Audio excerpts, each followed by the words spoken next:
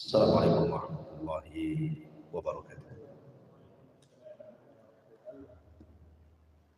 Alhamdulillah wassalatu wassalamu ala Rasulillah wa ala alihi wa sahbihi wa mawalah wa la hawla wa la quwata illa billahi wa ba'du.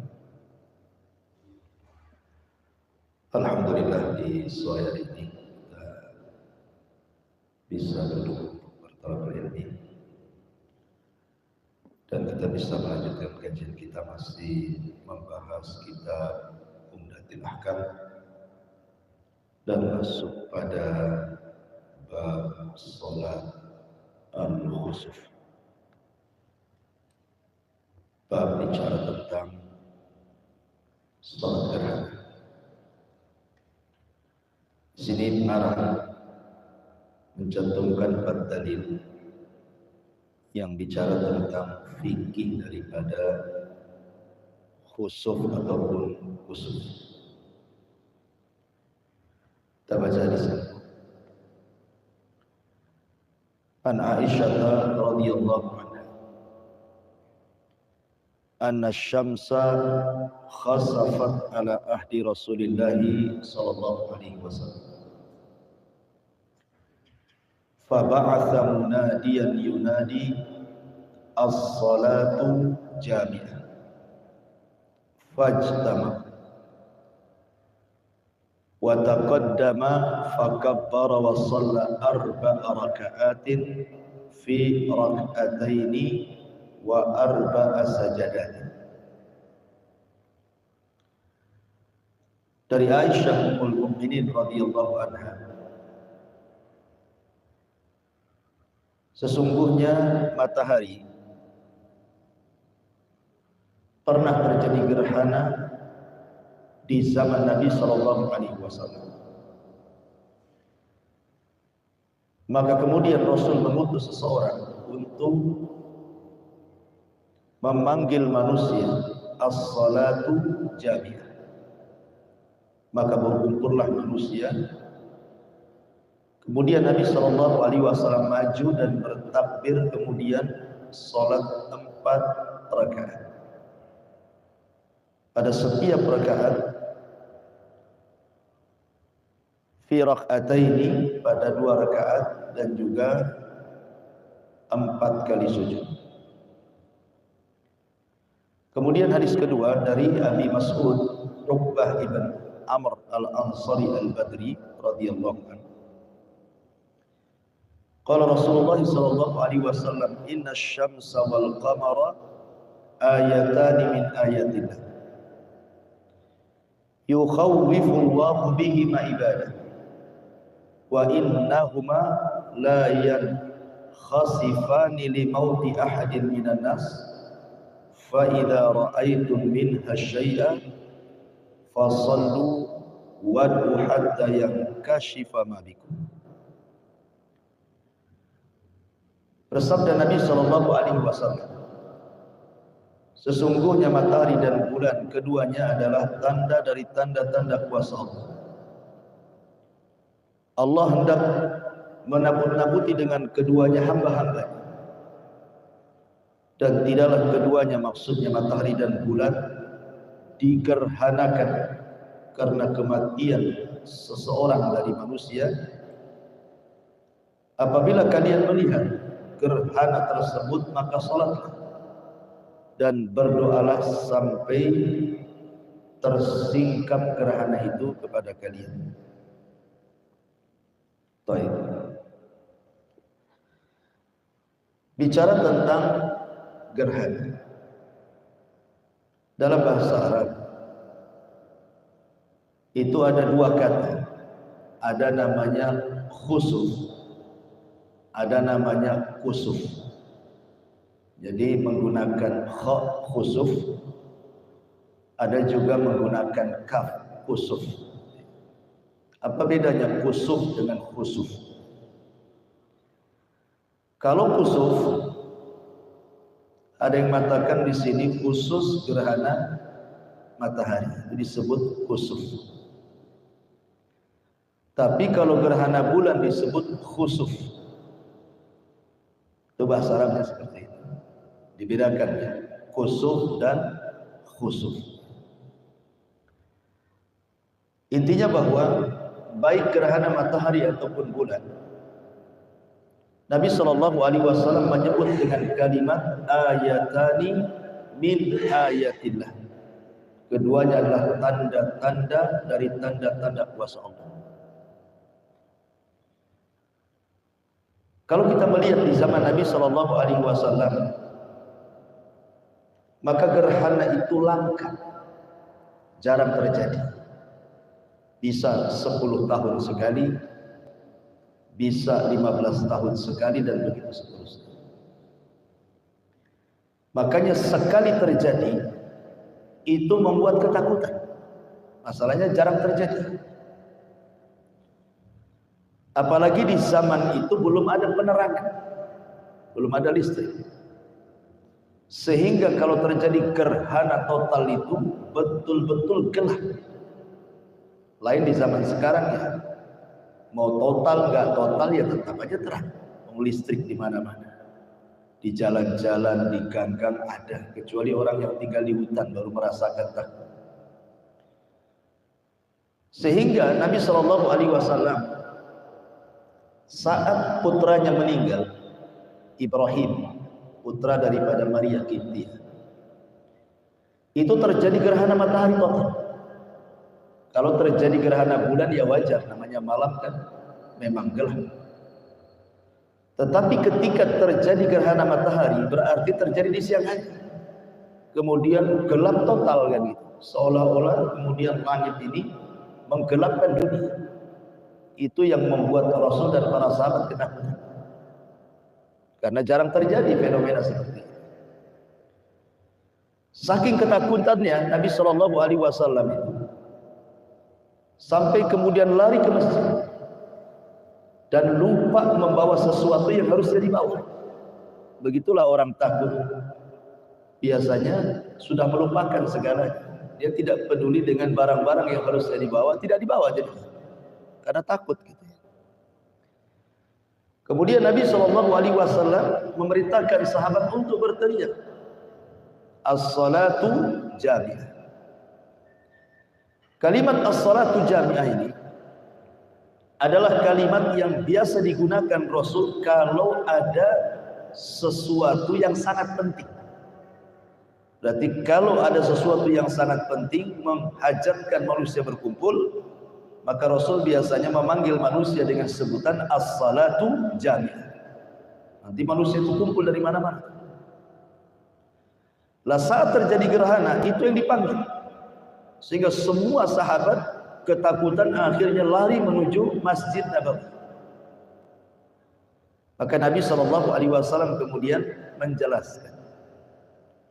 Setelah Rasul sholat, kemudian berkhutbah, maka dalam khutbahnya Rasul menjelaskan bahwa gerhana bukan karena kematian putranya Ibrahim, bukan pula karena lahirnya seseorang yang sangat besar, tetapi keduanya adalah kuasa Allah yang merupakan tanda dari tanda-tanda kebesaran Allah Subhanahu wa taala. Di sini Nabi SAW ingin membenarkan akidahnya para sahabat. Karena salah satu keyakinan orang-orang jahiliyah, sebagian mereka masih terpengaruh dengan keyakinan-keyakinan tentang bahwa bintang itu memiliki pengaruh. Makanya kenapa Nabi SAW pernah bersabda bahwa di antara umatnya ada yang di pagi hari dia beriman, di sore hari dia kufur. Kemudian di sore hari dia beriman, di pagi hari pula dia kufur. Kemudian Rasul menjelaskan alasan.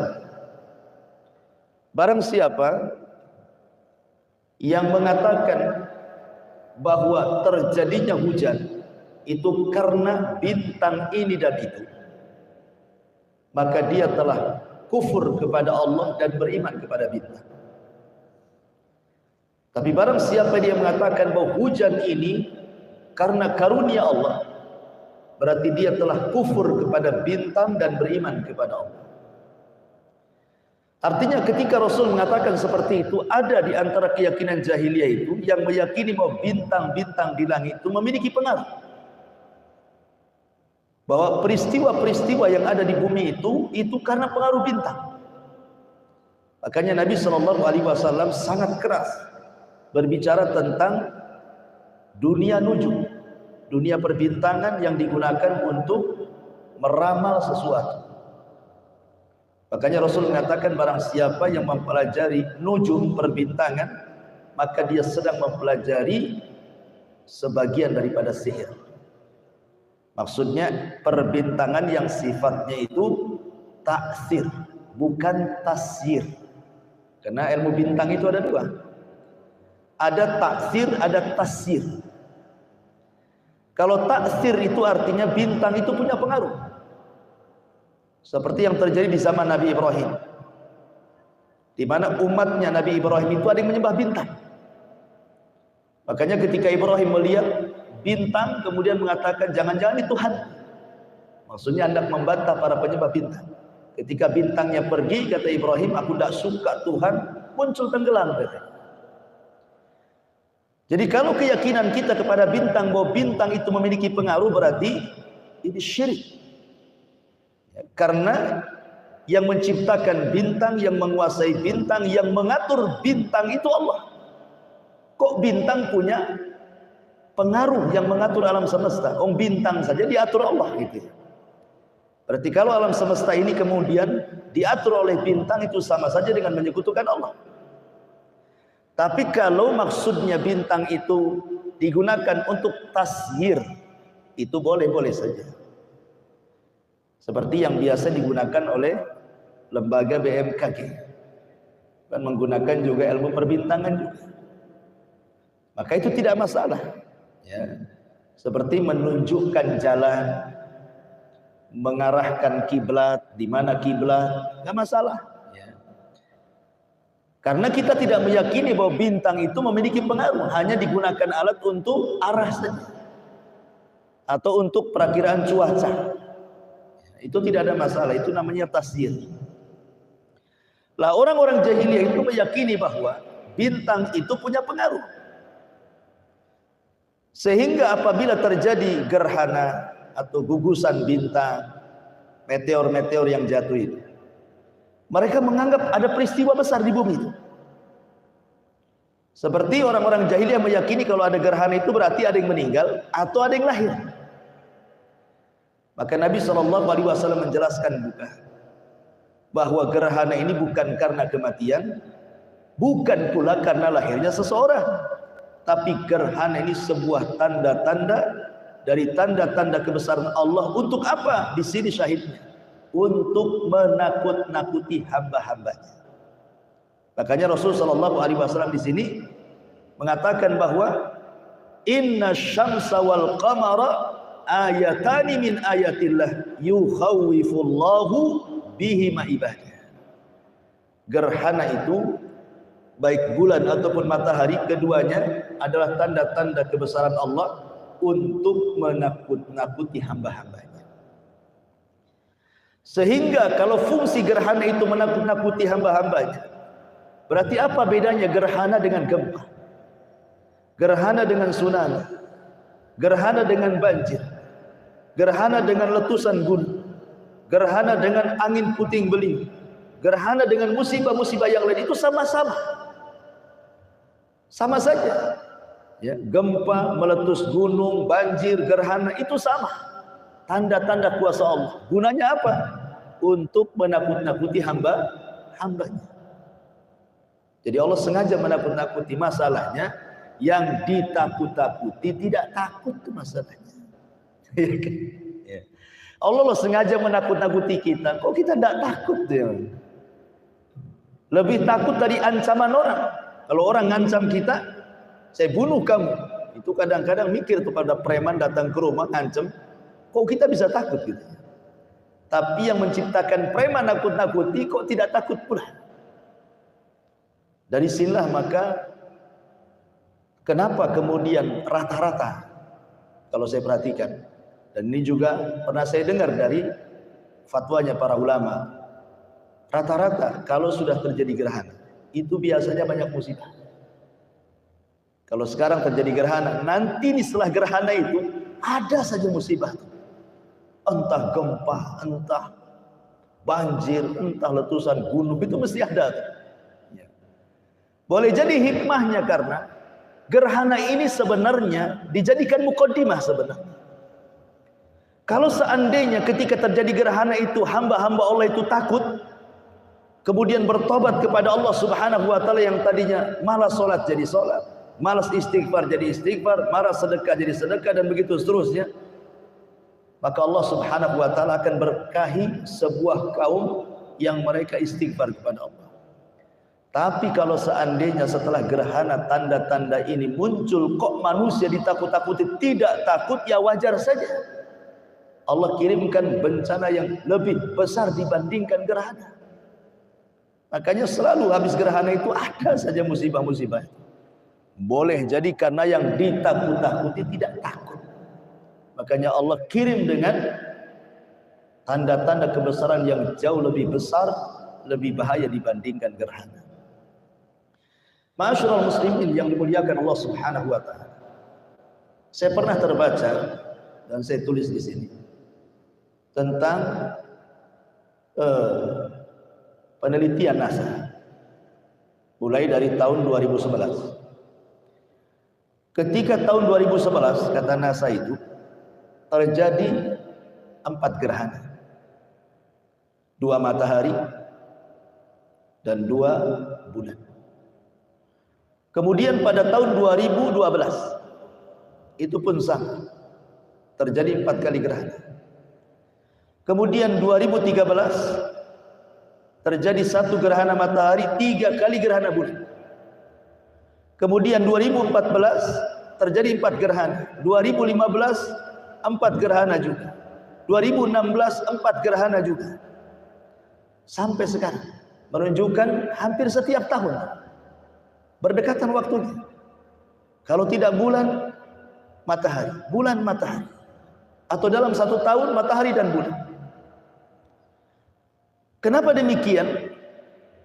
Maka kalau kita melihat hadis-hadis tentang akhir zaman, hadis-hadis tentang akhir zaman, maka Nabi Shallallahu Alaihi Wasallam pernah mengatakan bahwa di antara tanda-tanda kiamat adalah khasfun bil masr wa khasfun bil maghrib wa khasfun bi jaziratil ardh. Kalimat khasfun ini kalau diarahkan ke langit maknanya gerhana, maka ini istilah salat khusuf. Tapi kalau diarahkan ke bumi maknanya gempa. Jadi kalimat khusuf itu kalau diarahkan ke bumi berarti dimaknai gempa, banyak gempa. Tapi kalau diarahkan ke langit maknanya banyak gerhana. Dan ini tanda dari tanda-tanda akhir zaman. Ya, mendekati kiamat itu akan banyak gerhana. Dan itu sudah kita saksikan karena hampir tiap tahun gerhana itu.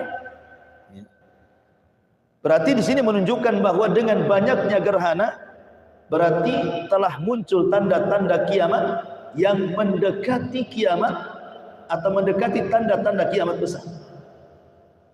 Karena nanti bukan hanya digerhanakan saat kiamat, tapi matahari dan bulan akan digelapkan kemudian akan dijadikan satu. Itulah gerhana yang betul-betul gerhana, di mana gerhana bulan dan matahari akan dijadikan satu.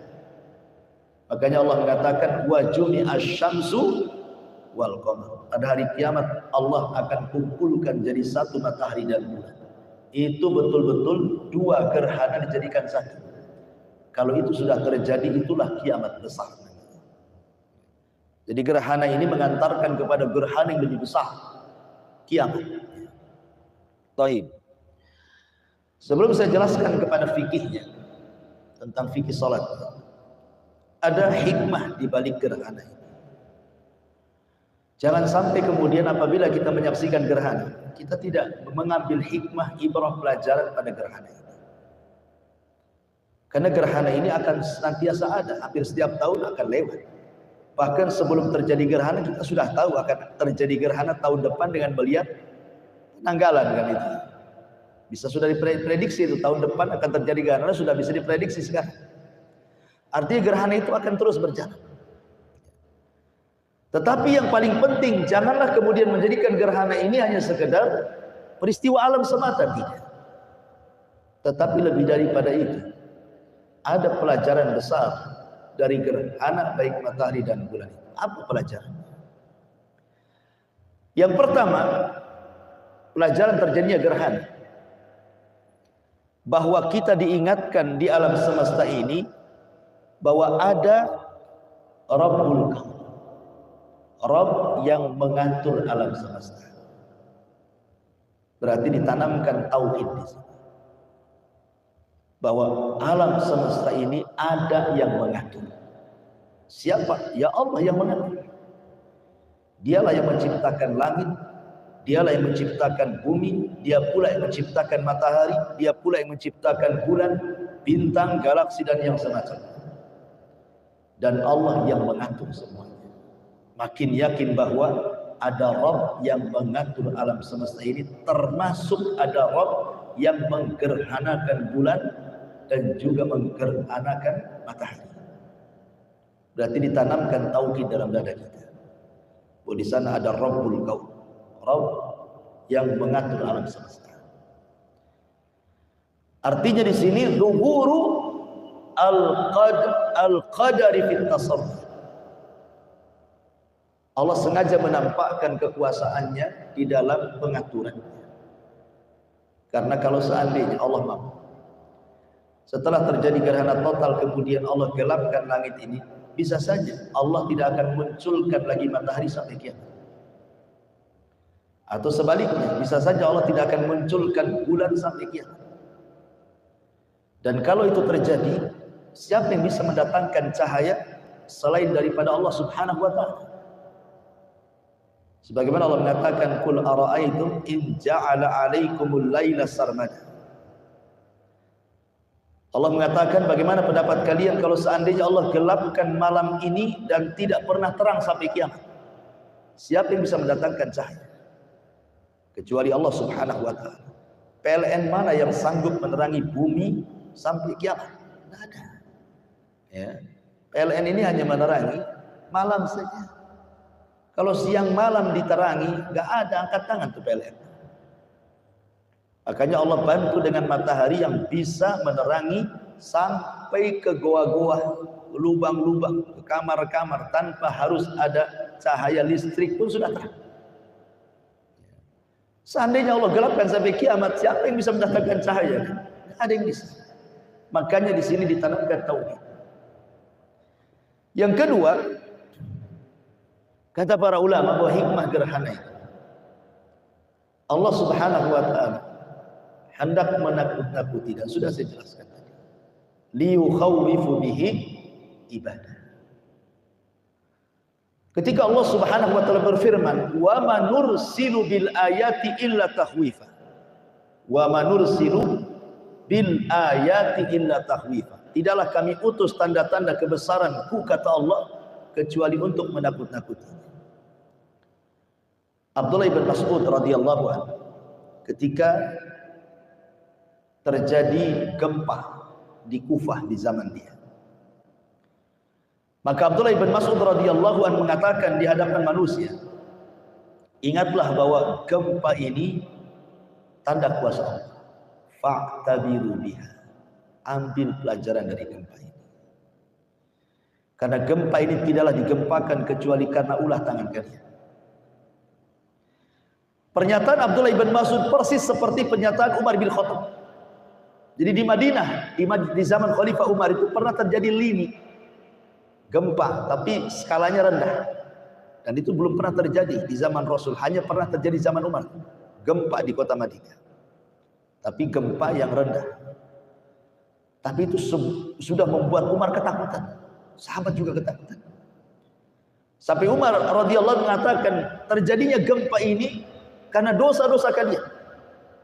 Kalau sampai terulang lagi gempa kedua kalinya, aku tidak akan seatap dengan kalian. Aku akan pergi dari kota Madinah. Dari sini menunjukkan bahwa setiap musibah itu bukan sekedar peristiwa alam. Sebagaimana sebagian orang mengatakan terjadinya gempa itu kan karena lempengan geser lah gitu ya, entah karena apa gitu ya. Padahal bukan hanya semata-mata itu, ada penyebab yang lebih besar dibandingkan itu. Apa? Ya dosa-dosa kita yang dilakukan. Karena tidak mungkin Allah Subhanahu wa taala mengadab sebuah kaum kalau kaum itu adalah kaum yang bertobat kepada Allah kan. Wa ma kunna mu'adzibina. Tidaklah kami mengadab sebuah kaum wa hum yastaghfirun, sementara mereka kaum yang suka istighfar. Itu Allah yang mengatakan dalam Quran.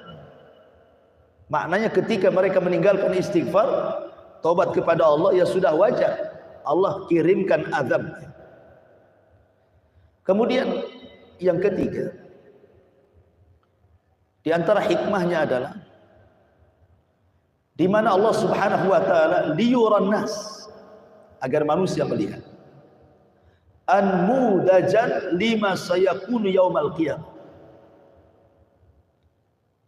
supaya manusia melihat bahwa gerhana ini di mana digelapkan semuanya alam semesta ini, diingatkan bahwa akan terjadi gerhana yang jauh lebih dahsyat dibandingkan ini. Kapan? Apabila terjadi kiamat. Jadi kalau kita ini menghadapi gerhana, maka ingatlah kiamat. Gitu maksudnya. Gimana ini? Baru gerhana saja sudah sedemikian rupa. Gimana kalau kiamat? Gitu maksudnya. Makanya orang-orang soleh di zaman dulu, orang-orang salaf ini, apabila di tengah malam mereka bangun, kemudian mereka qiyamul lail, dan mereka senantiasa menangis di malam hari karena diingatkan dengan hari kiamat. Jadi gelapnya malam itu diingatkan kepada kiamat. Makanya orang-orang soleh mereka tidak pernah tidur di malam hari. Dan apabila kemudian terbit fajar, mereka senang karena diingatkan dengan surga. Begitulah orang-orang salaf zaman dulu. Ya, jadi kegelapan itu mengingatkan mereka ke dalam kiamat yang akan datang. Maka gerhana juga sama. Kemudian juga Nabi SAW ketika terjadi gerhana, faedahnya ada. Nabi SAW ingin meluruskan akidah umat. Karena ada sebagian akidah umat itu yang percaya dengan bintang. Seperti di zaman kita ini masih ada juga yang percaya nasib mereka itu dinasibkan kepada bintang kan itu, dengan membuat ramalan-ramalan bintang tertentu untuk menentukan perjodohan, untuk menentukan ekonomi, nasib dan begitu seterusnya. Maka Nabi SAW ingatkan tuh ketika terjadi gerhana, gerhana itu bukan karena lahirnya orang, bukan pula karena matinya orang, tapi gerhana itu tanda kuasa Allah untuk menakut-nakuti kalian, kata Rasulullah. Rasul ingin meluruskan akidah orang-orang jahiliyah. Jadi gerhana itu hanya untuk meluruskan akidah. Jangan sampai percaya dengan bintang, bahwa bintang itu ada yang mengatur Allah Subhanahu wa taala. Makanya kalau kita lihat di dalam Al-Qur'an, Allah Subhanahu wa taala katakan la tasjudu lisyamsi wala lilqamar wasjudu lillahi alladzi khalaqahunna in kuntum iyyahu ta'budun. Janganlah kalian sujud kepada matahari, janganlah kalian sujud kepada bulan, tapi sujudlah kepada yang menciptakan keduanya. Siapa yang menciptakan keduanya? Allah. Matahari, bulan itu makhluk dari makhluk-makhluk Allah. Maka jangan dijadikan Tuhan. Maka di sini juga Nabi SAW memberikan hikmah bahwa terjadinya gerhana itu dalam rangka meluruskan akidah bahwa matahari dan bulan itu hanya sekedar makhluk. Jangan sampai disembah, apalagi dijadikan Tuhan dengan diyakini memiliki pengaruh tentang kejadian bumi, lahir atau matinya seseorang. Kemudian juga di antara hikmahnya, i'lam bi annahu qad yu'khad ma la dzamba lahu liyuhadzira man lahu dzambun. Allah hendak memberitahu dengan gerhana ini, terkadang Gerhana ini terjadi untuk memberikan peringatan kepada orang yang tidak melakukan dosa. Terkadang orang-orang yang tidak melakukan dosa diperingatkan oleh Allah Azza wa Jalla. Dan orang yang melakukan dosa lebih diperingatkan lagi. Kalau terjadi musibah, itu kan ada dua. Bisa dalam bentuk ukubah, bisa dalam bentuk tahdzir, peringatan. Jadi bisa dalam bentuk hukuman, bisa dalam bentuk tahdzir, peringatan. Kalau musibah itu mengenai orang-orang fasik, memang ahli maksiat, berarti itu dalam bentuk hukuman. Allah sedang menghukum mereka di dunia sebelum akhirat. Tapi kalau dalam mengenai orang-orang yang beriman, berarti bentuknya tahdzir. Tahdzir itu peringatan. Allah sedang memperingatkan itu. Walaupun kalian ahli sholat, walaupun kalian ahli zakat, ahli puasa, Allah peringatkan kepada orang-orang yang ahli beribadah kepada Allah Azza wa Jalla, bahwa kebaikan itu jangan dikonsumsi sendiri, tetapi ajak juga manusia. Sebab kalau seandainya ada orang baik di tengah-tengah orang jahat, kemudian orang baik ini diam saja, dia baik untuk diri sendiri dan tidak mengajak orang lain, maka kalau Allah timpakan sebuah musibah, jangan salahkan Allah kalau yang kena bukan hanya orang zalim saja, orang baik pun terkena imbasnya. Itulah pentingnya mengingkari sebuah kemungkaran, supaya kalau Allah turunkan fitnah itu, kita ini selamat dari fitnah itu. Karena kita sudah memperingati manusia. Di sini Allah mengatakan, wattaqu fitnatal la tusibannal ladzina zalamu minkum khas. Takutlah kepada fitnah yang kalau Allah turunkan itu bukan terkena orang-orang zalim saja, tapi orang baik pun terkena imbasnya. Lah gerhana ini menjadi sebuah peringatan bagi orang-orang yang beriman dan sinyal azab bagi orang-orang kafir. Makanya sering saya katakan tadi bahwa habis gerhana biasanya setiap tahun ada. Ingat tsunami Aceh, itu kan dilalui dengan gerhana sebelum datang tsunami, kan gitu. Sekarang pun sama, kemarin gerhana, tahu-tahu ada gempa, tahu-tahu ada letupan gunung, tahu-tahu ada begini. Tidak Ustaz, itu budaya akhir tahun biasanya. Bukan, karena tidak semua akhir tahun ada bencana kan begitu. Ada orang yang mengatakan, nah itu sudah memang begitulah, itu kodratnya itu. Kalau sudah akhir tahun banyak bencana katanya kan. Bukan, akhir tahun tidak bisa disalahkan. Terjadinya letupan gunung, gempa, banjir dan begitu seterusnya. Sekali lagi ini ulah manusia. Kalau manusia ini mereka taat kepada Allah Azza wa Jalla, tidak mungkin Allah menimpakan azab sedemikian rupa. Dan banyak lagi hikmahnya yang disebutkan di dalam kitab ini oleh pengarang. Baik, kita akan masuk pada fikih gerhana. Hadis yang ketiga. An Aisyah radhiyallahu anha.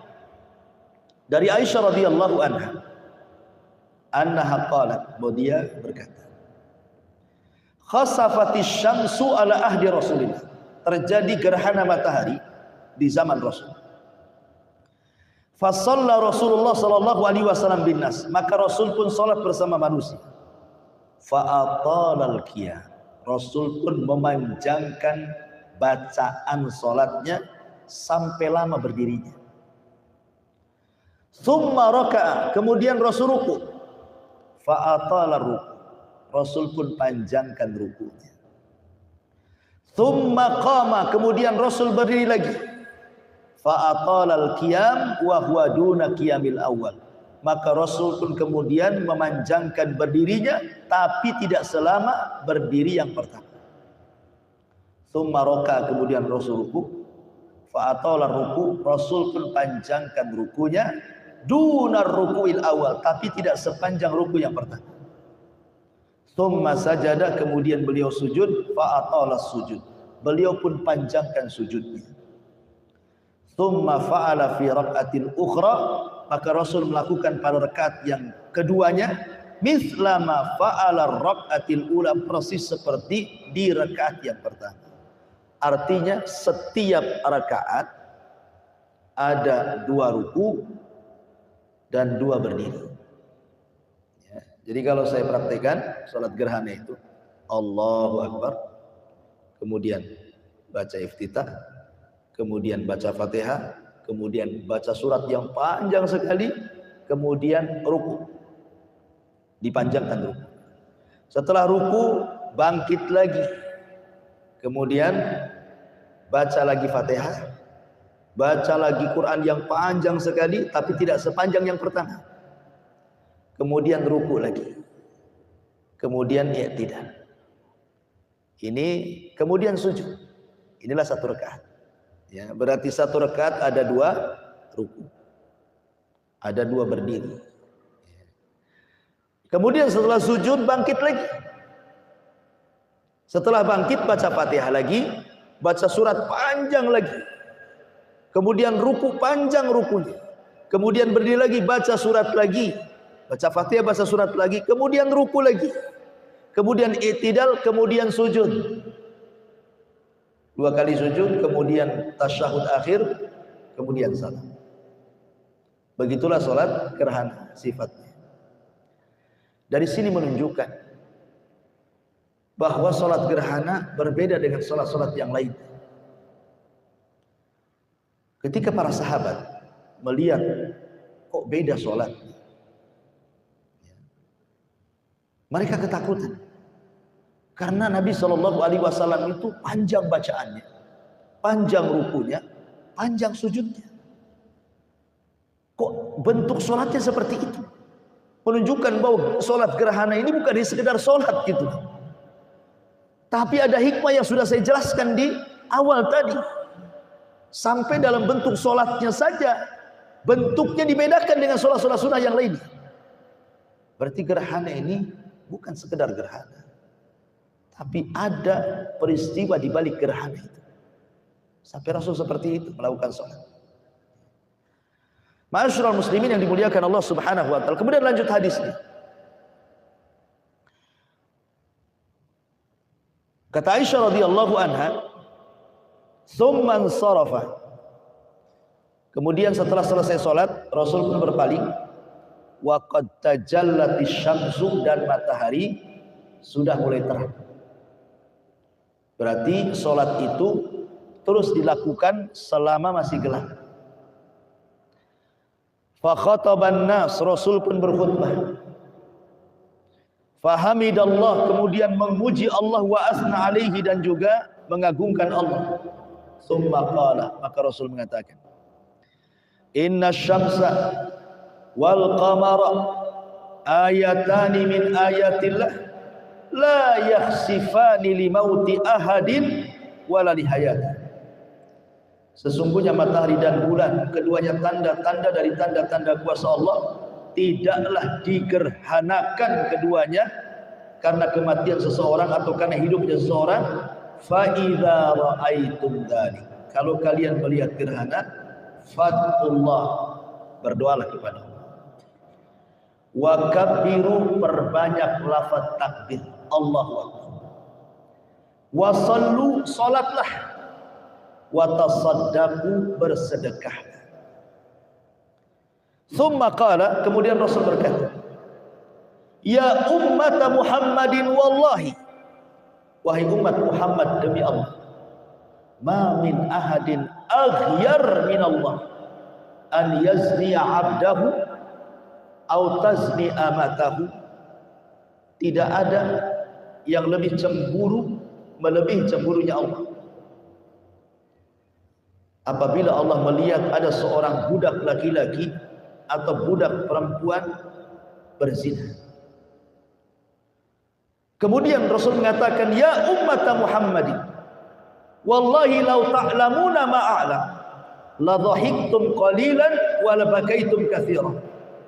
Kalau kalian tahu apa yang aku lihat di neraka, sungguh kalian akan sedikit tertawa dan banyak menangis. Kemudian pada hadis yang keempatnya, dari hadis Abi Musa al-Asy'ari radhiyallahu anhu,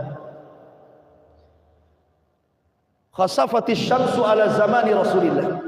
Terjadi gerhana matahari di zaman Rasul. Faqama fazi'an. Rasul pun berdiri dalam keadaan takut. Kalau Rasul takut melihat gerhana, apalagi kita. Wa yakhsha an takuna sa'ah. Sampai-sampai menduga bahwa gerhana itu muqaddimah terjadi kiamat. Rasul menduga akan terjadi kiamat. Hatta atal masjid. Sampai Rasul langsung bergegas ke masjid. Faqama, dia pun berdiri, fasolat dan salat bi atwali qiyamin wa sujudi, dengan sangat panjang berdiri dan sujudnya. Kata Abi Musa al-Asy'ari, ma ra'aituhu yaf'alu fi salatikum. Aku tidak pernah melihat Rasul salat seperti itu. Tsumma qala, kemudian Rasul berkhutbah, inna hadhil ayat allati yursiluha Allahu azza wa jalla. Sesungguhnya tanda-tanda ini yang Allah utus kepada kita, la takunu li mauti ahadin wala li hayati, bukan karena kematian atau hidupnya seseorang, walakin Allah yursiluha liyukhawifu biha ibadah, tapi Allah mengutus gerhana itu untuk menakut-nakuti hambanya. Fa idza ra'aitum minha syai'a, kalau kalian melihat gerhana, fafza'u, maka bersegeralah, ila dzikrillah, berzikir kepada Allah, wa du'aihi, berdoa kepada Allah, wastighfari, dan istighfar kepada Allah Subhanahu wa ta'ala.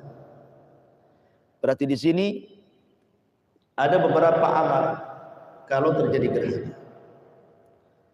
Pertama, sholat. Kalau terjadi gerhana, yang ada dalam pikiran kita sholat. Sholat apa? Sholat gerhana. Cepat ke masjid, sholat. Yang kedua, zikrullah. Cepat zikir, ingat Allah. Karena ini bukan peristiwa biasa gerhana, langsung ingat Allah. Kemudian yang ketiga, at-ta'awudz min adzabil qabr. Bersegera minta perlindungan dari azab kubur. Karena Rasul diperlihatkan azab kubur ketika itu.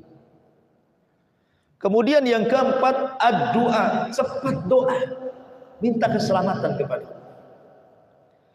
Kemudian yang kelima, at-takbir, bertakbir, Allahu Akbar, Allahu Akbar, Allahu Akbar. Kemudian yang keenam, al-istighfar wa taubah, segera istighfar dan taubat. Kemudian yang ketujuh, as-sadaqah, segera bersedekah. Kemudian yang kedelapan, i'taqur riqab. Kalau memang punya budak, segera merdekakan. Itu di zaman itu, sekarang kan tidak. Ya sekarang gantilah. Budak jadi orang sakit namanya. Kita danai supaya cepat sembuh. Kemudian wa'dun nas. Berilah peringatan kepada manusia, khususnya kita kepada keluarga. Kasih peringatan kepada keluarga. Kemudian takhwifuhum billah. Allah Subhanahu wa taala yakin bahwa gerhana itu sedang menakut-nakuti kita. Kemudian yang terakhir, jauhi dosa. Jauhi dosa. Karena di sini Nabi SAW mengatakan dalam khutbah gerhana apa? Tidak ada yang lebih cemburu bagi Allah kecuali ketika melihat hambanya sedang berzina. Allah Subhanahu wa taala sisipkan tentang bahaya zina dalam khutbah gerhana. Padahal khutbah itu singkat. Dan Rasulullah SAW memilih dosa zina untuk diperingatkan dibandingkan dosa yang lain. Dari dosa-dosa besar, sebelumnya Rasul mengingatkan tentang soal tauhid, habis itu bicara tentang dosa zina. Karena rata-rata azab itu diturunkan karena persoalan zina. Dalam sebuah hadis Rasul mengatakan, umat ini akan senantiasa ditimpa 3 perkara di akhir zaman. Khasfun wa maskhun wa qadfun, kata Rasul. Khasfun, banyaknya gerhana atau banyaknya gempa. Qadfun, hujan yang bisa menghancurkan dan tidak membawa rahmat. Hujan deras akhirnya banjir di mana-mana. Kalau zaman dulu kan hujan batu di zaman kaum Lut gitu ya. Kemudian qadfun, dirubahnya watak manusia menjadi watak binatang. Kata Rasul, 3 sifat ini akan terus terjadi pada umat ini. Aisyah bertanya, kapan itu terjadinya wahai Rasul? Kata Nabi SAW, apabila sudah tersebar para biduan-biduan wanita. Apabila sudah tersebar para biduan-biduan wanita dan menghalalkan perzinahan. Ketika itu 3 perkara ini akan terus terjadi kepada manusia. Gerhana ataupun gempa, hujan yang membawa bencana, dan dirubahnya watak manusia jadi binatang. Ya, bentuknya manusia, tapi wataknya watak binatang. Dan itu sudah banyak. Manusia yang tidak punya perasaan, kan, memburu seenaknya, merampas harta seenaknya, mencaci maki seenaknya, itu kan watak binatang. Ya. Dan Rasul memberikan alasan kapan itu terjadi, kalau sudah banyak biduan wanita yang mengarahkan kepada perzinahan. Itulah baru terjadi 3 perkara ini. Makanya Nabi SAW memilih yang paling besar dampak terjadi banyak musibah itu karena tersebarnya perzinahan dan segala macam bentuknya, homoseksualnya, lesbinya, LGBT-nya, dan begitu seterusnya. Makanya saya senang juga lihat YouTube itu, pemerintah buat pengesahan undang-undang yang melakukan hubungan kumpul kebo, katanya di penjara setahun, kan mantap. Ya mudah-mudahan terrealisasi kan itu ya, untuk juga menyedikitkan penyakit masyarakat. Karena Rasul yang mengatakan kepada orang-orang muhajirin, ya ayyuhal muhajirin, khamsun, 5 perkara jangan terkena kalian, kata Rasul. Kalau sampai terkena kalian, a'udzubillah, aku berlindung kepada Allah, kata Rasulullah. Salah satunya Rasul mengatakan, malam tadharil fahishatu fi qaumin, ketika perzinahan sudah merajalela dan terang-terangan. Bukan hanya merajalela, terang-terangan lagi. Di zaman Rasul bukan tidak ada orang berzina, ada, tapi tidak ada yang terang-terangan. Bahkan tidak ada yang tahu. Karena aib gitu ya. Di zaman itu maksiat itu aib. Di zaman sekarang ini bukan aib lagi. Justru sekarang ini perzinahan ini disebar baik lewat online atau offline gitu ya. Baik terang-terangan atau tersembunyi. Bisa didatangi siang malam. Luar biasa. Apa hukumannya kata Rasul? Malam tadharil fahishatu fi qaumin qad illa, kata Rasul, Allah kuasakan kepada mereka taun, penyakit taun, au wal aujah, ataupun penyakit-penyakit lam takun madar fi aslafihimul ladzina madar. Itu belum pernah terjadi di zaman sebelumnya. Belum pernah terjadi. Penyakit ini hanya terjadi ketika perzinahan menyebar. Di zaman Rasul enggak ada. Bahkan di zaman jahiliyah pun tidak ada. Yang ada di zaman sekarang. Contoh penyakit AIDS membanjiri. Dari mana penyakit ini muncul? Kan sebelum-sebelumnya nggak ada penyakit ini, kok muncul punya penyakit AIDS? Yang hebatnya, dari mulai awal kemunculan penyakit ini sampai hari ini belum ada obatnya. Sampai-sampai para pakar dunia, baratnya, Eropanya, timurnya gitu, mereka meneliti loh penyakit ini, mencari-cari obatnya, sampai berkumpul dokter, profesor, orang-orang cerdas, cendekiawan itu untuk mencari obatnya. Tidak pun kunjung ditemukan obatnya. Kenapa coba? Maka saya katakan bahwa perkumpulan kalian, penelitian kalian, laboratorium kalian itu percuma saja. Kenapa? Karena yang Anda lawan itu bukan bakteri. Yang Anda lawan itu bukan virus. Yang Anda lawan itu Allah.